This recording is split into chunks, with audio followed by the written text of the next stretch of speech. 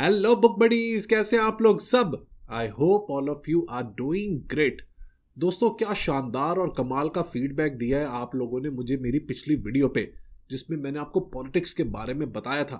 जैसा कि मैंने आपको अपनी पिछली गपशप में बताया था कि पाकिस्तानियों को सियासत का बहुत शौक है, लेकिन अमेजिंगली, एस्टॉनिशिंगली और अम्यूजिंगली ज्यादातर लोगों को पॉलिटिकल टर्मिनोलॉजीज का आइडिया ही नहीं है। लिहाजा हमने बात की थी पॉलिटिक्स की हिस्ट्री के ऊपर, आखिर सियासत का आगाज कहां से हुआ, जिसमें मैंने आपको क्लासिकल ग्रीस से लेके आज तक की पॉलिटिकल हिस्ट्री के बारे में बताया था। इसके अलावा भी हम लोगों ने बड़े ही इंटरेस्टिंग कॉन्सेप्ट्स डिस्कस किए थे, जैसे कि लेफ्ट विंग और राइट विंग क्या होता है, रिलीजन का पॉलिटिक्स में क्या रोल है, और किस तरह से पिछले कई 100 सालों में अलग अलग पॉलिटिकल आइडियोलॉजीज डेवलप हुई हैं। सो आज का भी अपना पॉलिटिक्स इन मिनट्स का सफर शुरू करते हैं। So let's get started.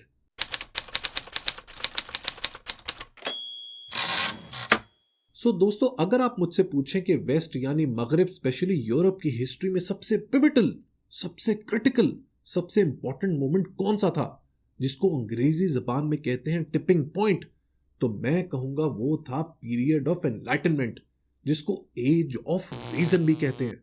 Enlightenment इंसानी सोच के बदलाव का सबसे सुनहरा दौर था, जिसने यूरोप को बाकी दुनिया से सदियों आगे पहुंचा दिया। ये दौर था 17वीं और 18वीं सदी में, यानी कि 17th and 18th century. It was an extraordinary period of intellectual and cultural activity in Europe. साइंसदानों ने, फलसफियों ने और स्कॉलर्स ने मंतक, अकल और लॉजिक पर बात करना शुरू की, बजाय मजहब के। इसी सोच की वजह से लोगों ने आजादी, इंसाफ और जमहूरियत, यानी कि लिबर्टी, फ्रीडम और डेमोक्रेसी के ऊपर बात करना शुरू की। फ्रांस के अंदर स्पेशली दो कमाल के थिंकर्स, वोल्टेयर और रूसो, ने पुराने, फरसूदा और बेहुदा किस्म की गवर्नमेंट को बिल्कुल नाकारा करार दे दिया। इन्हीं बातों से इंस्पायर होकर बहुत सी प्रोग्रेसिव पॉलिटिकल मूवमेंट्स चली, जो फाइनली कल्मिनेट हुई फ्रेंच रेवोल्यूशन की शक्ल में। एनलाइटनमेंट ने इनकलाब का बीज तो बोया ही, लेकिन इसके साथ साथ मॉडर्न पॉलिटिकल फिलॉसफी की भी बुनियाद रख दी।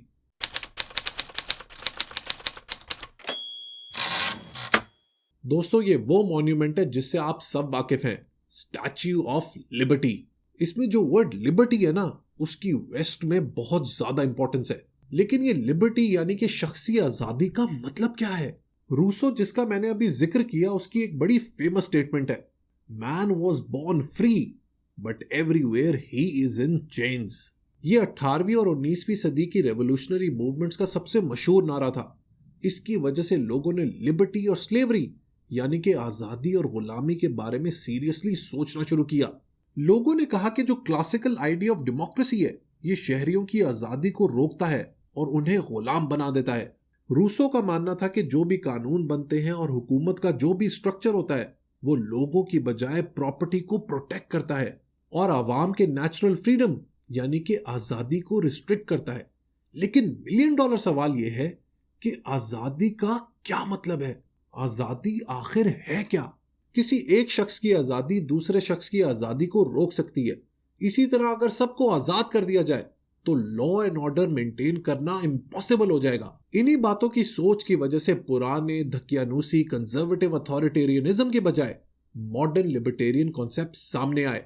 आजादी के कॉन्सेप्ट को 19वीं सदी के genius philosopher John Stuart Mill ने बहुत क्लोजली एग्जामिन किया अपनी किताब ऑन लिबर्टी में, जो 1859 में पब्लिश हुई। इस किताब में उसने ताकत के नेचर और लिमिट्स को ऑब्जर्व किया, जो कोई भी सोसाइटी अपने शहरी के ऊपर इस्तेमाल कर सकती है। इसी बात से सोशल लिबर्टी का कॉन्सेप्ट भी सामने आया, जिसका मतलब है जालिम सियासी लीडरों से आजादी। ना सिर्फ ये, बल्कि मेजॉरिटी रूल से भी आजादी। आजादी का एक और बड़ा प्यारा कॉन्सेप्ट है जो 1950s में एक लिबरल फिलोसोफर असाया बर्लिन ने अपने एक लेक्चर 2 कॉन्सेप्ट्स ऑफ लिबर्टी में दिया। उसने कहा कि एक होती है नेगेटिव लिबर्टी, जिसका मतलब है फ्रीडम फ्रॉम आउटसाइड इंटरफेरेंस, यानी कि बाहर से आपको कोई तंग ना करे और आपका जो दिल आए वो आप कर सके। दूसरी है पॉजिटिव लिबर्टी, जो एक इंडिविजुअल को अपनी मर्जी का काम करने की आजादी देती है। बर्लिन का कहना था कि गवर्नमेंट का काम है नेगेटिव लिबर्टी को प्रोटेक्ट करना और पॉजिटिव लिबर्टी को बूस्ट करना, ताकि हर शहरी अपनी जिंदगी का कंट्रोल अपने हाथ में रख सके और अपने पोटेंशियल पर पूरा उतर सके। लेकिन दोस्तों, इस कॉन्सेप्ट में एक मसला है। मसला यह है कि freedom for the pike is death for the Minos.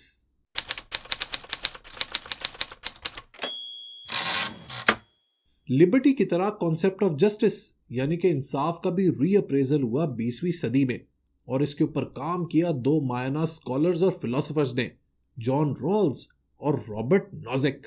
अपनी किताब अ थ्योरी ऑफ जस्टिस में जॉन रॉल्स ने एक माइंड ब्लोइंग थॉट एक्सपेरिमेंट का इस्तेमाल किया। उसने कहा कि इमेजिन करें कि आप एक नए सियासी और इक्तिसादी सिस्टम को बना रहे हैं, यानी कि एक नया पॉलिटिकल और इकोनॉमिक सिस्टम कंस्ट्रक्ट कर रहे हैं, और आपको ये मालूम नहीं कि मुआशरे में आपका करंट सोशल स्टेटस क्या है। आप अमीर हैं, गरीब हैं, पावरफुल हैं, इंटेलिजेंट हैं, इंटेलेक्चुअल हैं, यू डोंट नो। अब ऐसे में आप किस तरह का सिस्टम डिजाइन करना चाहेंगे?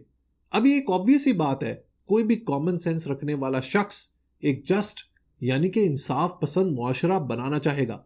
इसीलिए जॉन रॉल्स ने कहा कि जस्टिस का मतलब है फेयरनेस। इसको by the way famously well of ignorance कहते हैं।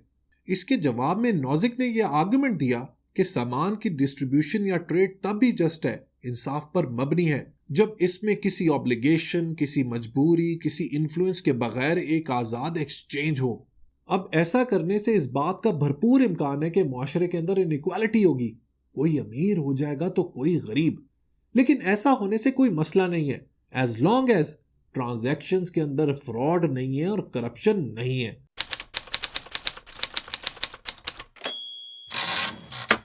अब दोस्तों एक बहुत ही इंटरेस्टिंग कॉन्सेप्ट को डिस्कस करते हैं, जो कि है equality of opportunity and outcome. हम सब लोगों का इस बात पर यकीन है कि मुआशरे के अंदर इक्वालिटी होनी चाहिए, बराबरी होनी चाहिए।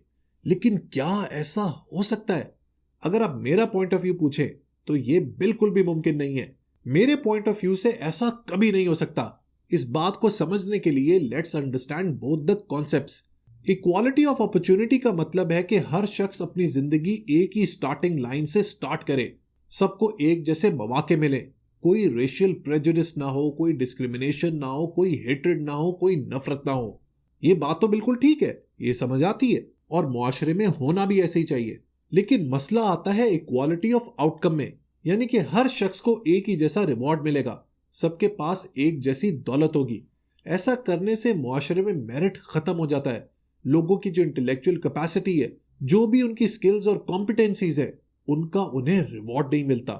इक्वालिटी ऑफ आउटकम इंसान की इंडिविजुअलिटी को खत्म कर देती है। इसकी वजह से कोटा सिस्टम प्रमोट होता है।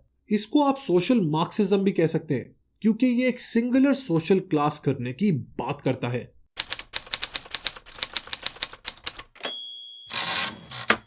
जैसे जैसे नई नेशन स्टेट्स बनती गईं, थिंकर्स ने यह सोचना शुरू किया कि इन नेशंस में गवर्नमेंट की पावर क्या होगी और सिटीजन्स के राइट्स क्या होंगे। इस पूरे कॉन्सेप्ट की बुनियाद ये थी कि सोशल ऑर्डर, लॉ, सोसाइटी इंसान की क्रिएशन है, और इसका बैलेंस बरकरार रखने के लिए एक कंसेंसस की जरूरत है। एनलाइटनमेंट के दौर के जो पॉलिटिकल फिलोसोफर्स थे, जैसे कि थॉमस होब्स, जॉन लॉक और रूसो, उनका मानना था कि एक लेजिटिमेट हुकूमत को पावर मिलती है एक सोशल कॉन्ट्रैक्ट से। सोशल कॉन्ट्रैक्ट के जरिए एक शहरी गवर्नमेंट की अथॉरिटी को मान लेता है और बदले में कहता है कि तेरी जिम्मेदारी है, यानी कि रियासत की जिम्मेदारी है, उसको एजुकेशन देना, जब वो बड़ा हो जाए उसको नौकरी देना, उसके बच्चों को एजुकेट करना, उसे अच्छे अस्पताल देना, उसके राइट्स को प्रोटेक्ट करना, उसे सिक्योरिटी देना, और जिंदगी के जो भी उतार चढ़ाव हैं उसमें उसकी मदद करना। थॉमस होब्स के मुताबिक सोशल ऑर्डर को मेंटेन करने के लिए एक फंक्शनल सोशल कॉन्ट्रैक्ट बहुत जरूरी है। जिन मुल्कों में सोशल कॉन्ट्रैक्ट तगड़ा होता है वो यूरोप और वेस्ट की तरह आगे निकल जाते हैं, और जिन मुल्कों में सोशल कॉन्ट्रैक्ट नहीं होता उनका हाल वही होता है जो आज पाकिस्तान का हो रहा है।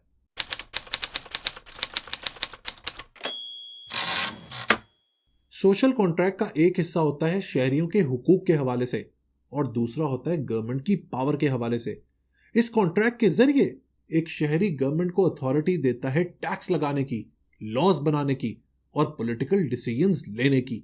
ये अरेंजमेंट फॉर्मली लिखा जाता है कॉन्स्टिट्यूशन यानी आईन की शक्ल में, जो बताता है कि गवर्नमेंट की अथॉरिटी क्या होगी और उसकी जिम्मेदारियां क्या होंगी। हुकूमत अलग अलग एजेंसीज का इस्तेमाल कर सकती है अपनी पॉलिटिकल पावर और अथॉरिटी को यूज करने के लिए, जैसे कि पुलिस और आर्म फोर्सेस। लेकिन गवर्नमेंट की अथॉरिटी की जो लेजिटिमेसी है वो इस बात पर डिपेंड करती है कि वो अपने साइड का जो कॉन्ट्रैक्ट है, जिसमें उसने सिटीजन्स के राइट्स को प्रोटेक्ट करना है, उसको भी भरपूर तरीके से पूरा करे। करप्ट गवर्नमेंट्स, मोनार्क्स, डिक्टेटर्स, ये सब अपनी पॉलिटिकल अथॉरिटी का गलत इस्तेमाल करते हैं, खुद पावर के मजे लेते हैं और अवाम को जलील कर देते हैं।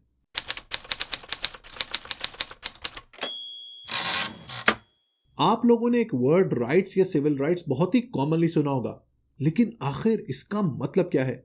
देखिए दोस्तों, एनलाइटनमेंट की जो पॉलिटिकल फिलॉसफी थी ना, उसमें कुछ थिंकर्स ने ये कहा कि जिंदगी से हर इंसान की कुछ बेसिक एक्सपेक्टेशंस हैं और ये उस शहरी के बुनियादी हक हैं।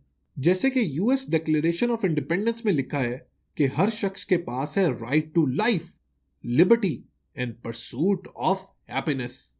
इस वर्ड से मुझे विल स्मिथ की कमाल की मूवी परसूट ऑफ हैप्पीनेस याद आ गई। एनीवेज, इनको नेचुरल राइट्स भी कहा जाता है क्योंकि ये वो हुकूक हैं जो खुदा खुद हर इंसान को देता है। इसके अलावा कुछ सिविल राइट्स भी होते हैं, जैसे कि right to own property, right to vote and access to a court of law.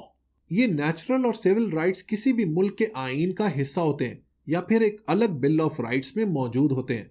Natural और सिविल राइट्स मिलके ह्यूमन राइट्स बनाते हैं।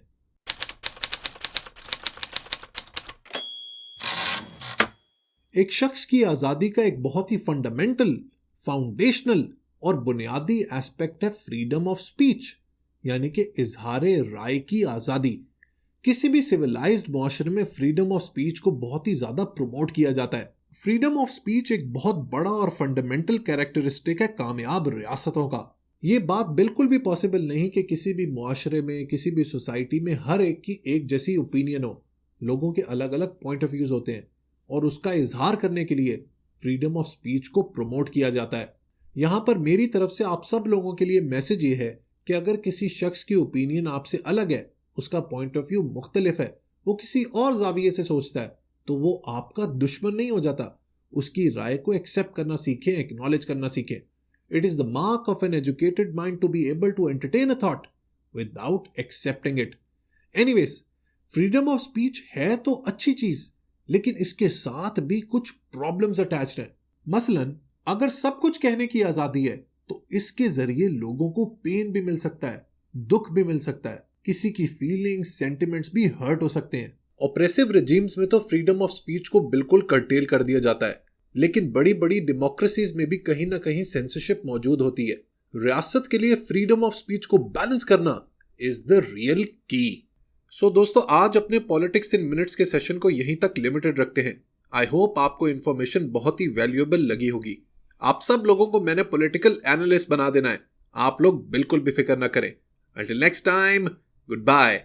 और वीडियो पसंद आई हो तो लाइक बटन जरूर प्रेस कीजिएगा।